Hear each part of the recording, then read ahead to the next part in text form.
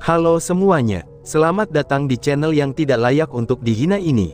Sebelum kita mulai, atur posisi santainya, seruput kopinya, dan mari kita berhayal. Melanjutkan cerita sebelumnya, Chu Feng, namun, tepat pada saat ini, suara yang familiar tiba-tiba saja terdengar. Melihat suara itu, tetua Gongsun sebenarnya berdiri di udara di cakrawala yang jauh, dan dengan cepat terbang menuju Chu Feng beserta yang lainnya. Pada saat ini, tetua Gongsun sudah bermandikan keringat. Kulitnya juga cukup pucat. Itu sudah jelas, bahwa dia sedikit terpengaruh setelah melintasi hutan. Namun, saat ini dia menunjukkan ekspresi gembira. Setelah tiba di depan Chu Feng dan mereka, pertama-tama dia menghela napas panjang lega, yang seolah-olah sebuah batu besar di hatinya telah terangkat. Chu Feng, kalian semua baik-baik saja. Ini benar-benar hebat, kata tetua Gongsun sambil tersenyum. Tetua Gongsun, bagaimana bisa kamu ada di sini? Tanya Chu Feng dan yang lainnya sambil terkejut dengan penampilan tetua Gongsun. Hehehe, ini adalah sesuatu yang tidak bisa aku jelaskan dengan jelas dalam waktu yang singkat. Tapi intinya, Kepala Akademi Lord merasa bahwa ada orang yang bermaksud melakukan sesuatu untuk kamu semua. Adapun orang-orang itu, sangat mungkin bagi mereka berasal dari keluarga Han. Dia takut sesuatu akan terjadi pada kalian semua, jadi dia menyuruhku ikut untuk melindungimu. Namun siapa yang akan berpikir, bahwa kalian semua akan berjalan secepat itu, dan aku tidak berhasil mengejar kamu sama sekali. Terlebih lagi, karena hutannya sangat luas, mencoba menemukan kalian semua hanya seperti mencoba menangkap ikan di laut. Menambahkan faktanya bahwa ada cukup tekanan di dalamnya, aku memutuskan untuk tidak berlama-lama di hutan.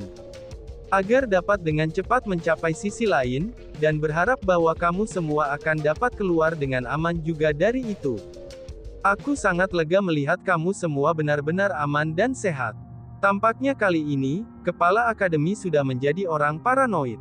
Karena menurutku, 9 orang yang mengenakan pakaian hitam itu sama sekali bukan dari keluarga Han, dan mereka tidak datang untuk membawa kalian semua celaka. Kata tetua Gongsun.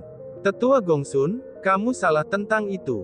Itu karena, kami telah menemukan 9 orang berpakaian hitam itu. Selain itu, mereka memang dari keluarga Han. Kata Wang Wei dengan suara rendah. Apa, kamu telah menemui mereka, dan mereka benar-benar dari keluarga Han? Apakah mereka telah melakukan sesuatu kepada kamu semua? Seru tetua Gongsun. Mendengar apa yang dikatakan Wang Wei, ekspresi tetua Gongsun mengambil perubahan besar. Dia sekarang memiliki ekspresi khawatir. Melihat ini, Wang Wei hanya tersenyum ringan. Dia kemudian pindah ke samping telinga tetua Gongsun, dan menggunakan suara yang hanya bisa didengar tetua Gongsun saja, lalu ia mulai menjelaskan tentang apa yang terjadi. Mendengar penjelasan Wang Wei, ekspresi tetua Gongsun berubah dari sukacita menjadi khawatir, dan dari khawatir menjadi kejutan. Dapat dikatakan bahwa ekspresinya sungguh menakjubkan. Pada akhirnya, ekspresinya berubah menjadi senyum gembira yang tidak bisa ditahan olehnya. Tatapan yang dia lihat ke Chu Feng dipenuhi dengan kepuasan, dan juga kekaguman. Dia berjalan mendekati Chu Feng, lalu menepuk pundaknya dan kemudian berkata, Chu Feng, kali ini semuanya berkat kamu. Karena kalau tidak, jika sesuatu terjadi pada kalian semuanya, aku juga tidak akan bisa lolos dari hukuman, ucap tetua Gongsun. Tetua Gongsun terlalu khawatir, balas Chu Feng sambil tersenyum. Mendesah, tapi ada yang aneh. Karena bagi Chu Feng dan Wang Wei untuk dapat mencapai tempat ini, itu adalah di antara harapan. Tetapi bagaimana mungkin kalian semua berhasil melewati hutan, dan bahkan mencapai tempat ini? Tanya tetua Gongsun. Tiba-tiba saja, pandangan tetua Gongsun bergeser. Dia melihat ke semua murid, dan menunjukkan ekspresi terkejut. Tetua Gongsun, tentang masalah ini, kita harus berterima kasih kepada saudara junior Chu Feng lagi. Melihat ini, Wang Wei mulai menjelaskan tentang apa yang terjadi pada tetua Gongsun lagi. Ini hebat, bagus-bagus. Ini benar-benar terlalu hebat, ucap tetua Gongsun. Setelah mendengar penjelasan Wang Wei, tetua Gongsun sangat bersemangat sehingga dia meneriaki 3 kata hebat secara berurutan. Dia kemudian berbalik ke Chu Feng dan berkata, untuk memungkinkan semua murid kita melewati hutan itu, setiap generasi kepala Akademi Hutan Qianwut Selatan kita, mereka telah memikirkan berbagai tindakan balasan yang tak terhitung jumlahnya. Namun, tidak satu pun dari mereka yang berguna. Pada akhirnya, kami tidak punya pilihan selain menyerah pada mereka dan membiarkan para murid mengambil jalan dengan kekuatan mereka sendiri. Namun pada akhirnya, aku tidak akan pernah membayangkan bahwa hal yang gagal dicapai oleh setiap generasi kepala akademi kita, itu akan benar-benar dicapai oleh kamu, Chu Feng. Kali ini, tidak hanya kamu membantu mereka, kamu juga telah membantu seluruh hutan Qianwut Selatan kami, ucap tetua Gongsun. Wang Wei dan yang lainnya juga mengangguk setuju, ini ketika tetua Gongsun mengatakan kata-kata itu. Itu karena, ada hampir 10.000 orang yang memasuki tempat ini. Namun dengan jumlah orang yang berhasil melewati hutan ini, sejauh mata mereka bisa melihat sekarang, itu hanya berjumlah lebih dari 100 orang saja. Bahkan jika masih ada banyak orang di belakang, tapi tidak semua dari mereka akan dapat melewati hutan ini. Paling tidak, setengah dari orang di belakang tidak akan bisa melewati hutan. Ini tidak hanya menunjukkan betapa sulitnya hutan itu. Tapi itu juga menggambarkan bahwa, secara praktis tidak ada yang bisa menemukan metode untuk dengan mudah melewati hutan tersebut. Namun, Chu Feng melakukan dan mengatakannya kepada mereka. Meskipun ini mungkin bukanlah masalah yang sangat besar bagi Chu Feng, tapi untuk hutan Qianwut Selatan, setidaknya bagi para murid hutan Qianwut Selatan masa depan, itu adalah harta yang tak ternilai. Tetua Gongsun, karena kamu datang ke sini, bergabunglah dengan kami untuk mengalami kolam abadi kuno yang ajaib ini. Tiba-tiba saja Wang Wei mengatakan itu. Ini benar-benar bernostalgia. Terakhir kali aku datang ke kolam abadi kuno, itu adalah di masa muda aku. Aku ketika pertama kali ke sini, itu sekitar 2 tahun lebih tua dari kalian semua. Dalam sekejap mata, hampir 200 tahun telah berlalu dengan sedih. Dari pemuda dan anak muda yang kuat saat itu, aku sekarang telah berubah menjadi seorang pria tua berambut putih. Namun meski begitu, kolam abadi kuno ini tidak berubah sedikit pun. Desah tetua Gongsun dengan sedih. Tetua Gongsun, jadi kamu sebenarnya pernah ke sini sebelumnya. Kalau begitu, adakah tempat khusus di sini yang perlu kita perhatikan? Kamu pasti harus memberi kami beberapa petunjuk. Mendengar apa yang tetua Gongsun katakan, para murid bertanya secara bersamaan. Benar-benar tidak ada yang bisa dianggap sebagai petunjuk. Hanya saja, meskipun Immortal Pond kuno nampaknya tepat di hadapan kita, tapi itu sebenarnya belum dibuka. Karena ada lapisan formasi spiritual tak berbentuk yang menyegel kolam abadi era kuno. Saat ini, tidak mungkin bagi kita untuk memasukinya, kata tetua Gongsun. Apa? Tidak bisa memasukinya? Mungkinkah ada lebih banyak rintangan? Mendengar kata-kata itu, banyak murid memperlihatkan ekspresi khawatir. Hahaha, tidak ada lagi yang namanya rintangan. Hanya saja, kolam itu belum sehari sejak rintangan hutan dimulai. Setelah 1 hari berlalu, formasi penyegelan spiritual abadi Immortal Pond akan terbuka dengan sendirinya. Pada saat itu, kita akan dapat memasuki kolam abadi kuno, jelas tetua Gongsun. Pada saat ini, para murid yang khawatir akhirnya menghela nafas lega. Segera, mereka kemudian bertanya. Jadi itu masalahnya. Lalu tetua Gongsun, apa yang harus kita lakukan sekarang? Aku khawatir kita harus berkemah di sini malam ini, tanya para murid. Oh, itu tidak ada salahnya, karena pemandangan malam dari Immortal Pond kuno ini sangat indah. Balas tetua Gongsun sambil tersenyum. Dia kemudian memilih tempat yang lumayan, dan mulai membangun rumah dari pembentukan spiritual. Melihat ini, Chu Feng dan yang lainnya juga berlari untuk membantunya. Namun, pada saat Chu Feng dan mereka dipaksa untuk menghabiskan malam di tempat terbuka di luar kolam abadi kuno dengan angin saat makan malam mereka, sebuah istana megah dan mewah berada di sisi lain dari kolam abadi kuno. Selain itu, sejumlah besar orang berkumpul di istana ini. Orang-orang ini memiliki sosok langsing. Namun, mereka juga memiliki aura yang luar biasa.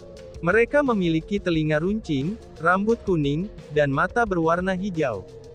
Meskipun penampilan mereka sedikit berbeda dari penampilan manusia, tapi mereka memiliki jenis kecantikan khusus. Adapun identitas mereka, mereka secara alami adalah penguasa tempat ini, yaitu para peri kuno. Peri kuno memiliki banyak domain. Domain yang mereka miliki praktis mencakup seluruh tanah suci martialism. Di setiap domainnya, itu ada orang yang bertanggung jawab. Orang ini disebut Elf Lord. Elf Lord dari domain ini disebut Southern Elf Lord. Itu karena, domain ini adalah domain selatan di dunia peri kuno. The Southern Elf Lord itu juga sangat kuat. Kultivasinya berada di tingkat Half Martial Emperor. Namun bukan hanya itu saja, dia juga bukan kaisar bela diri biasa. Kultivasinya itu sangatlah mendalam. Pada saat ini, dia berdiri di puncak istana. Semua peri kuno dari domain selatan, mereka mengekspresikan ekspresi penghormatan terhadapnya. Namun bagi orang seperti itu dengan status tinggi, dan kekuatan yang kuat sedang menatap elf muda kuno dengan senyum ramah di wajahnya. Selain itu dengan nada meminta, dia juga berkata, "Tuan Xian Kun, semuanya terserah kamu kali ini," ucap Tuan Peri Kuno. Southern Elf Lord, kata-katamu terlalu rendah hati. Karena aku juga peri kuno, ini adalah sesuatu yang harus aku lakukan. Selain itu hanya memicu jarum abadi kuno saja. Bagi aku, hal seperti itu hanya seperti sepotong kue, dan bahkan tidak layak untuk disebutkan, ucap Tuan Pemuda Peri Kuno. Peri kuno ini benar-benar masih muda. Umurnya hampir sama dengan Chu Feng, yaitu berada di awal 20-an. Namun, kultivasinya jauh lebih unggul dari Chu Feng. Dia sebenarnya peringkat 5 Martial Lord. Hal yang paling penting adalah, bahwa meskipun dia juga peri kuno, pakaian yang dia kenakan berbeda daripada umumnya. Itu karena, simbol khusus ada di pakaiannya. Simbol itu ditenun menggunakan sejenis tanaman khusus. Apalagi warna simbolnya, itu sama dengan jubah hijau yang dia kenakan. Jadi, tidak mungkin bagi orang biasa untuk melihat perbedaannya. Namun, elf kuno tahu tentang pentingnya simbol itu. Ini jugalah mengapa Tuan Peri Selatan sangat sopan terhadap pemuda ini. Namun, itu hanyalah salah satu alasannya. Adapun alasan lainnya, itu karena elf kuno ini dengan nama Xian Kun, dia adalah seorang jenius yang memiliki kemampuan untuk memicu jarum abadi kuno. Apa yang dikatakan Lord Xian Kun benar. Namun, domain selatan kami tidak dapat memicu jarum abadi kuno selama bertahun-tahun lagi sekarang. Sejujurnya, kami telah mempermalukan nama peri kuno. Karena sekarang Lord Xian Kun telah datang, jika kamu berhasil memicu jarum abadi kuno, setidaknya aku akan bisa mengangkat kepalaku lagi, itu ketika menghadapi Elf Lord lain di majelis umum ras kita. Jadi apapun yang terjadi, aku harus berterima kasih kepada Tuan Xian Kun. Hadiah kecil ini hanyalah refleksi dari apresiasi aku. Aku berharap, bahwa Lord Xian Kun akan menerimanya, ucap Lord Peri Selatan. Ketika dia mengucapkan kata-kata itu, Lord Elf Selatan menyerahkan Cosmos Sack kepada elf kuno dengan nama Xian Kun. Xian Kun menerima Cosmos Sack tersebut, dan menampilkan senyum puas. Sambil meletakkan Cosmos Sack-nya, dia berkata dengan percaya diri. Yakinlah, bahkan jarum abadi emas kuno di kerajaan juga hampir dipicu olehku.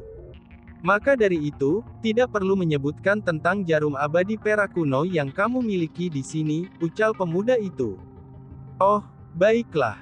Southern Elf Lord juga mengangguk dengan senyum di wajahnya. Pada saat yang sama, dia mengalihkan pandangannya ke jarum abadi kuno di kejauhan. Matanya dipenuhi dengan antisipasi. Dia benar-benar mengantisipasi jarum abadi kuno itu, untuk mengeluarkan petir hijau yang menutupi seluruh langit domain selatan sekali lagi. Oh iya, di mana sang putri? Apakah dia belum kembali? Tiba-tiba saja Xian Kun bertanya. Tuan Putri berkata, bahwa dia ingin secara pribadi merasakan apakah bunga abadi kuno ada atau tidak, dan dia menolak untuk mengizinkan kita mengikutinya. Jadi, kita juga tidak tahu kemana dia pergi. Jawab Southern Elf Lord. Sang putri bagaimanapun juga masih sangat muda. Itu normal baginya untuk ingin bermain-main. Meskipun Immortal Pond akan dibuka sekarang dan banyak manusia serta binatang buas telah datang ke sini, aku percaya bahwa dengan sedikit kemampuan mereka, tidak satu pun dari mereka yang bisa melukai sang putri. Hanya dari hari ini hingga 3 hari kemudian, itu adalah periode waktu di mana energi dari kolam abadi kuno adalah yang terpadat. Bagi kita untuk membiarkan manusia dan binatang buas itu menikmatinya bersama kita, itu adalah tawaran yang bagus untuk mereka. Kata Xian Kun dengan cara yang agak tidak senang. Tidak ada yang bisa kita lakukan tentang ini. Karena bagaimanapun juga, ini adalah aturan yang ditinggalkan oleh leluhur kita. Jika kita ingin menyalahkan siapapun, kita hanya bisa menyalahkannya, bahwa King Xuantian dari ras manusia itu terlalu kuat. Dia tidak hanya mengalahkan leluhur kita, dia bahkan menyelamatkan ras kita. Dia adalah dermawan besar bagi peri kuno kita. Karena itulah sejak saat itu setiap generasi raja kita, mereka secara berturut-turut akan mematuhi perjanjian yang dimiliki leluhur kita dengan King Xuantian. Kata Tuan Peri Selatan. Kami telah mengizinkan mereka untuk menikmatinya selama 10.000 tahun sekarang. Apakah ini tidak cukup? Di masa depan, ketika aku menjadi kaisar bela diri dan menjadi seorang jenderal yang hebat, aku pasti akan menyarankan kepada raja untuk berhenti membiarkan manusia, dan juga binatang buas dari menikmati kolam abadi immortal kuno kita lagi. Selain itu, aku juga akan secara pribadi merebut kembali kolam abadi kuno yang ada di tangan manusia, ucap Xian Kun. Mengatakan sampai saat ini, kilatan keganasan sombong muncul di mata Xian Kun. Chu Feng dan yang lainnya tidak tahu apa-apa tentang percakapan yang terjadi antara Tuan Elf Selatan dan Xian Kun. Ketika mereka selesai membangun rumah pembentukan spiritual, Chu Feng dan yang lainnya masuk ke dalamnya. Karena tetua Gongsun memberi tahu mereka bahwa kolam abadi kuno adalah tempat yang sangat melelahkan, maka Chu Feng dan yang lainnya memutuskan untuk tidur lebih awal setelah masuk ke dalam rumah spiritual. Dan pada keesokan harinya, Chu Feng terbangun oleh suara dering keras yang ada di luar. Ketika Chu Feng keluar dari rumah pembentukan spiritual, dia menemukan bahwa ada banyak rumah pembentukan spiritual yang didirikan di luar kolam abadi kuno. Pada saat ini, orang-orang dari berbagai kelompok sedang berjalan keluar dari rumah-rumah pembentukan spiritual itu. Setelah sehari semalam, ada sekitar 4.000 orang yang melewati hutan itu. Jika mengingat tekanan dari hutan itu, jumlah ini masih cukup banyak. Itu karena, ini setara dengan hampir setengah dari orang yang memasuki hutan mengelola untuk berhasil melewatinya. Namun hal yang mengejutkannya adalah, bahwa di antara hampir 4.000 orang ini, hampir 2.000 adalah murid dari Biara Orion. Dengan kata lain, dari 3.000 murid Biara Orion, mayoritas dari mereka telah lulus rintangan hutan itu. Selain itu, mereka telah menduduki setengah dari orang-orang yang lulus dari rintangan hutan. Akhirnya dimulai, ucap Tetua Gongsun. Pada saat ini, Tetua Gongsun juga berjalan keluar. Dia melihat ke arah di mana orang banyak berkumpul, dan senyum di wajahnya tumbuh sedikit lebih padat. Lokasi itu adalah tempat asal bunyi dering tersebut, dan itu juga tempat di mana semua orang telah berkumpul. Adapun suara dering tersebut, itu adalah sesuatu yang secara alami berasal oleh peri kuno. Pada saat ini, mereka saat ini memberikan sesuatu kepada semua orang. Apa itu? Tanya Wang Wei dengan rasa ingin tahu. Sesuatu yang bagus. Mari kita pergi dan menerimanya. Ucap Tetua Gongsun yang pura-pura sok misterius. Dia tidak menjelaskan siapa mereka, dan malah mulai memimpin kelompok di sana. Setelah tiba di sana, Chu Feng dan yang lainnya menemukan bahwa elf kuno sebenarnya sangat murah hati. Sebelum kolam abadi kuno terbuka, peri kuno telah menyiapkan beberapa obat untuk mereka. Telah dikatakan bahwa setelah minum obat ini, seseorang akan dapat menyerap energi di kolam abadi kuno, dan bahkan lebih baik lagi untuk periode waktu tertentu. Meskipun itu dikatakan sebagai obat, tapi itu sebenarnya lebih mirip makanan. Paling tidak, baunya itu sangatlah lezat. Karena faktanya bahwa Immortal Pond kuno hanya akan terbuka selama 3 hari, maka semua orang diberikan 3 pil obat. Berhenti di sana, gadis yang terkutuk, kembalikan obat-obatanku. Tepat pada saat Chu Feng dan yang lainnya memeriksa obat-obatan yang diberikan kepada mereka, teriakan tiba-tiba terdengar dari kejauhan. Chu Feng dapat dengan jelas melihat bahwa, itu ada seorang gadis dengan cepat melintasi kerumunan dan dengan panik berlari ke arah mereka. Gadis ini memegang sesuatu di tangannya. Pada saat ini, dia mengisi mulutnya dengan barang-barang di tangannya. Chu Feng dan yang lainnya semua mengakui, bahwa hal-hal itu adalah obat-obatan yang diberikan kepada mereka oleh peri kuno. Gadis sialan, aku akan melihat di mana kamu bisa lari, teriak seseorang. Gadis kecil itu awalnya ingin menerjang melalui Chu Feng dan yang lainnya. Namun, tepat ketika dia mencapai Chu Feng dan yang lainnya, sebuah tangan besar tiba-tiba saja muncul, dan dengan erat meraih bahu gadis kecil itu untuk menariknya ke belakang.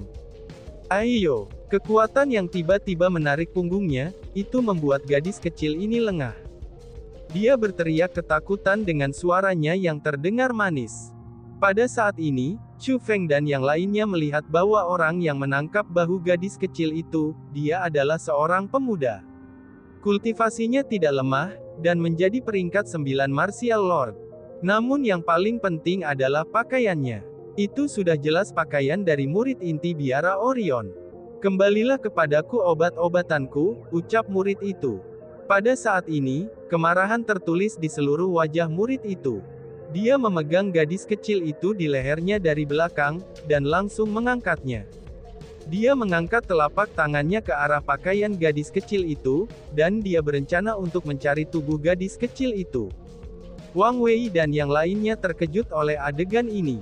Meskipun dia hanya seorang gadis kecil, tapi dia tampaknya berusia sekitar 12 tahun berdasarkan penampilannya. Usia itu bisa dianggap sebagai hampir menjadi seorang gadis. Dengan demikian, tubuh gadis kecil itu pada tingkat yang lebih besar atau lebih kecil, itu juga agak berkembang. Apalagi, gadis kecil ini memiliki rambut panjang, mata hitam pekat, dan kulit putih pucat selembut air. Dari pandangan sekilas, orang bisa tahu bahwa dia akan menjadi cantik begitu dia bertambah dewasa. Dengan demikian, terlepas dari jenis kejahatan apa yang telah dilakukan gadis kecil ini, itu masih belum pantas bagi murid biara Orion ini untuk secara terbuka menggeledah tubuhnya. Berhenti. Tepat pada saat ketika tangan pria itu hendak memasuki pakaian gadis kecil itu, Chu Feng segera bertindak. Dia meraih tangan pria itu, dan mencegah perilakunya yang terlalu berlebihan.